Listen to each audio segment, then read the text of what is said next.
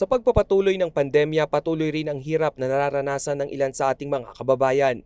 Kaya naman sa bayan ng Santa Rita, Pampanga, nagsimula na ang pamamahagi ng pandemic assistance mula sa lokal na pamahalaan at provincial government. Kabilang sa mga benepisyaryo ay ang cancer patient na si Maria Victoria Ocampo. Malaking bagay umano ang grocery food pack para maitawid ang kanilang ilang araw na pangkain. Ilalaan niya na lamang umano ang natipid na pera sa pambili ng gamot. Mahirap po eh, lamang trabahong hindi makapagtrabaho ng maayos. Nasa bahay lang, bawal naman lumalabas.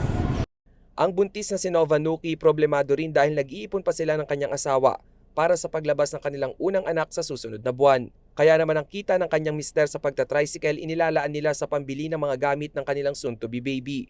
Sobrang hirap po. Lalo na yung asawa ko nagtatricycle lang po. Minsan meron, minsan wala. Ayon kay board member Maylene Pineda Cayabyab, ang naturang ayuda distribution ay tuloy-tuloy hanggat sa matapos ang pandemya. Bukod sa food packs, may medical at financial subsidy rin para sa mga buntis at cancer patients. Pagdating doon sa medical assistance, lagi naman tayo doon sa Kapitolyo, nakabukas tayo dyan. At doon sa mga LGUs na kapartner natin, di ba, pwede silang lumapit. Ang ibang binigay ko po yung vitamins para naman yung iba kasi hindi makabili ng vitamins eh. Kung sakaling umaaligid-aligid yung virus, meron silang protection. Ang Pandemic Ayuda Program ay sinimulan sa Pampanga noong panahong nagsimula rin ang COVID-19 pandemic. Ilan sa mga pangunahing benepisyaryo ng programa ay ang mga senior citizen, may sakit at mga nawalan ng trabaho.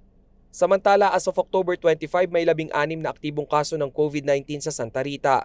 933 ang gumaling na habang 77 naman ang nasawi dahil sa pandemya. Rainiel Pawid, CELTV News.